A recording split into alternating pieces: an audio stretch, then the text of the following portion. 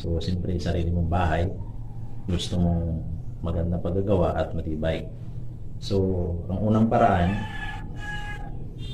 paraan yung pinapatungan ng bahay mo. Yan yung unang mong gawin, ang pinapatungan ng bahay mo. Yung ikalawa, materialis na gagamitin mo.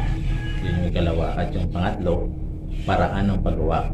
So, pag-usapan natin itong tatlo, isa-isa, step by step, para magawa nating maayos at matibay ang paggagawa ng building natin. So, unahin natin yung isa. Yung una, yung pinapatungan ng bahay mo. So, para lubos natin itong maunawaan, lubos natin maintindihan, kuha tayo ng isang principle o illustration para maunawaan natin itong